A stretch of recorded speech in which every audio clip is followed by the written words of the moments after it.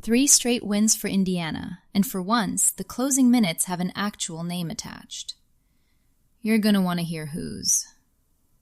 If you're just joining us, Indiana's contender consistency question was already hanging over the Connecticut trip. They beat Chicago 114-106 in overtime, Aaliyah Boston and Caitlin Clark making WNBA history, but they also coughed up a 19-point lead. The issue was never whether this roster can score, it's whether Stephanie White's group can keep control of a game like a serious contender. This is Indiana Fever Daily, and today we finally get to grade my homework, the closing problem I've been ranting about all week. Connecticut win, Clark with 25, and an unexpected name slammed the door. Let's get into it. Fever Contender Consistency Test isn't over. Follow us wherever you're listening, and the next chapter comes to you. Here's Scott Agnes at Fieldhouse Files. The Indiana Fever have won 3 straight games for the second time this season, defeating the Connecticut Sun 85-75 on Saturday. It was closer than the score suggests, just a 2-point game with 2 minutes left.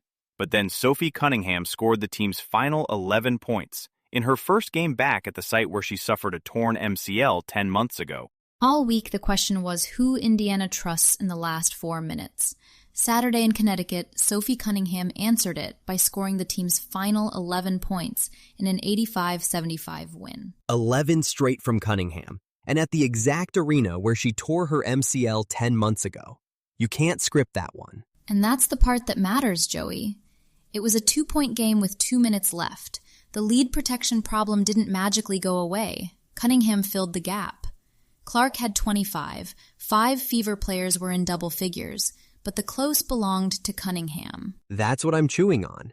Was it a scheme call, a hot hand read, or did Connecticut just have no plan for her? Because 19 turnovers turning into 25 Sun points, that game's fatal without her run. 3 straight wins for the second time this season. They're 8-5, 4-1 in the cup. That's real. But the same issue keeps popping up. 4 straight games with a blown double-digit lead, even in the wins. A 9-point halftime cushion after holding them to 9 in the second quarter, and it's still a 2-possession game late. That's what keeps bothering me. Cunningham bailed it out, and I don't trust that it repeats every night. From the source. Caitlin Clark led the team with 19 points and hit the game-winning 3 with 1.2 seconds remaining, while collecting 5 assists, 3 rebounds, and 1 steal. Aaliyah Boston also added a double-double, along with 3 assists, 2 steals, and 2 blocks, as the Fever outlasted the Mystics 78-76 in Washington on Monday night. Okay, so this is the one before Connecticut. Clark, 1.2 on the clock. Catch and shoot 3 off the Sophie inbounds, 78-76 in Washington. Are we surprised Caitlin Clark is Caitlin Clark?